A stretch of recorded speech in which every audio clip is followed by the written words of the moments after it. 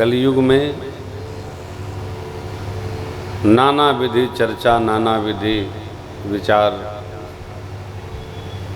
लोग कहते हैं, करते हैं, सुनते हैं।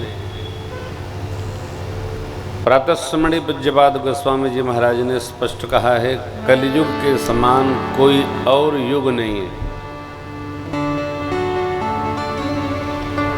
किसके लिए? जिसको इस बात का विश्वास है कि कलयुग सबसे श्रेष्ठ युग है। कलयुग सम युग आन नहीं, जो नर कर विश्वास।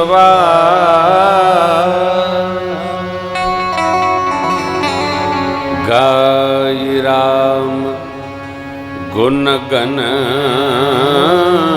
विमल, भवतर बिनहि प्रयास। चारों युगों में कलयुग के समान कोई युग नहीं है। किसके लिए? जिसको विश्वास हो उसके लिए।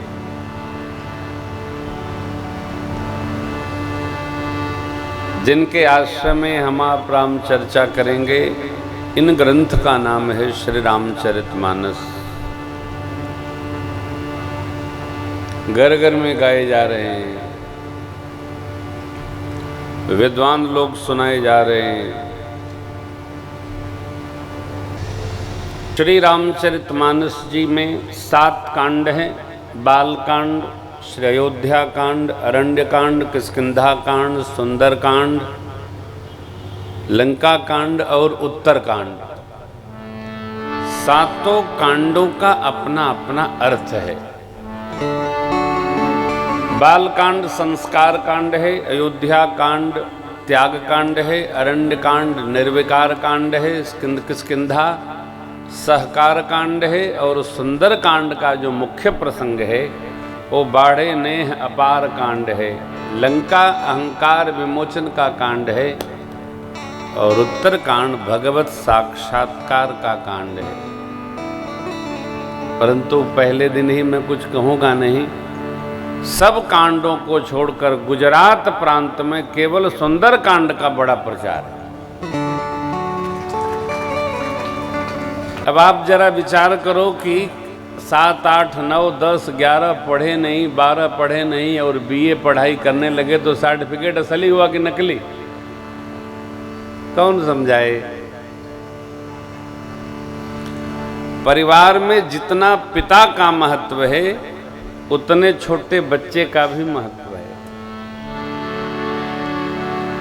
पिता एक बार रुष्ट हो जाए तो मनाया जा सकता है, परंतु छोटा बच्चा रूठ जाए, बच्ची रूठ जाए तो महीनों लग। आजकल बच्चे महीनों बात नहीं करते।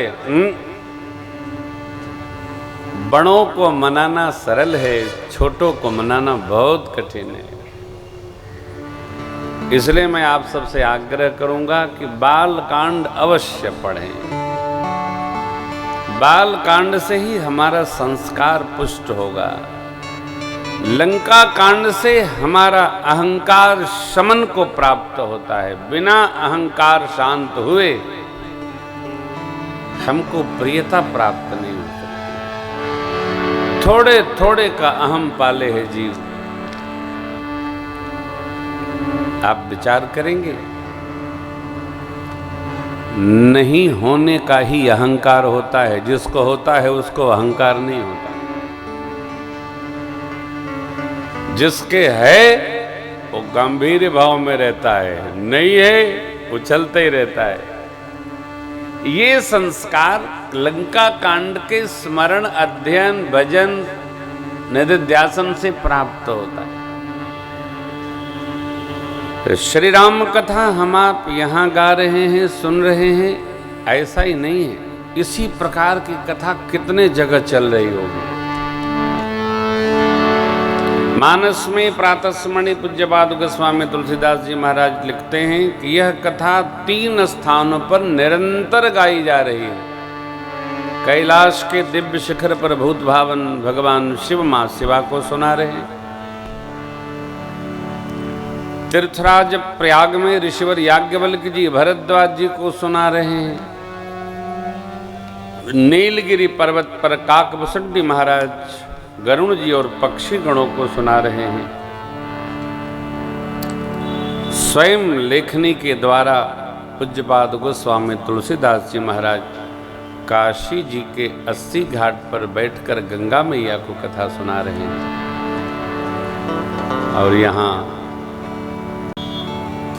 इस उमा भवन में बैठकर हम आप राम कथा गा रहे हैं, सुन रहे हैं। ये कथा निरंतर चल रही है।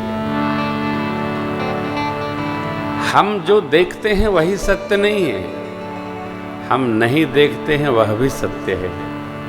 कई बार तो नहीं देखते हैं वो सत्य हो जाता है, जो देखते हैं वो सत्य नहीं होता है।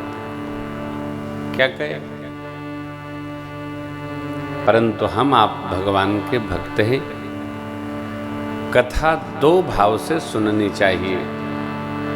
एक पहला भाव, हम भगवान के भक्त हैं और हम जिनके भक्त हैं उनकी कथा सुनने से हमारी भक्ति को दृढ़ता प्राप्त होती है। हम भगवान के भक्त हैं, हम हमारे भगवान की कथा सुनेंगे तो उनके चरित्र को सुनकर समझकर हमारे प्रीति की दृढ़ता होगी। किसमें? भक्ति में, भगवान के श्री चरण में। दूसरा, ऐसा क्या है इस चरित्र में कि त्रेता से लेकर और कलयुग तक गाया ही जा रहा है, गाते ही जा रहे हैं, थकते ही नहीं।